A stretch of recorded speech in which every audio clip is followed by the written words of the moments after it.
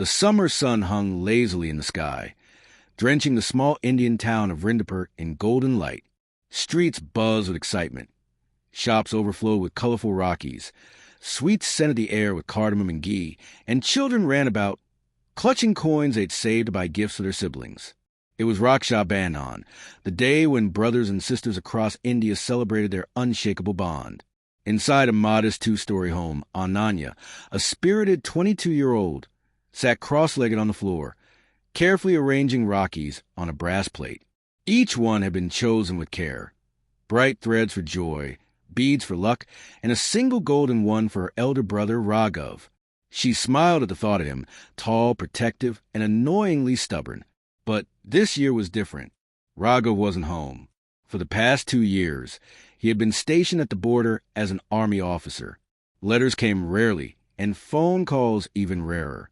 Yet, every Raksha Bandhan, somehow, her Rakhi reached him, tied by fate if not by her own hands. That morning, as Ananya prepared the ritual plate, their mother's voice floated in from the kitchen. He called. "The army convoy is passing through the state today. He might come home for a few hours." Her heart skipped. Hours? After 2 years, she would take minutes. She ran to the veranda, scanning the dusty road like a child waiting for ice cream. By noon, the hum of an army jeep echoed in the lane. Raghav stepped out, uniform crisp, eyes wore with a smile he saved only for her. The world blurred as she ran to him, nearly knocking the air from his lungs. Inside, she tied the Rakhi around his wrist, her fingers trembling. "This isn't just a thread," she whispered. "It's a promise. Wherever you are, you're never alone." Raghav chuckled, trying to mask the lump in his throat. He handed her a small velvet box. Inside was a silver locket with a tiny photograph of them as children, her hair in 2 messy braids, his face smeared with chocolate. "And this," he said softly, "is my promise that I'll always come back for you."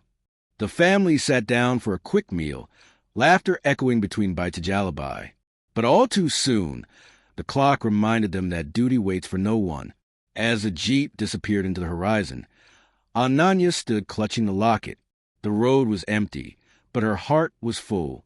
That night, under the starlit sky, she placed another Rakhi on her prayer altar, not for him to wear, but for the universe to guard him, until next Raksha Bandhan, when the threads of love would pull him home once again.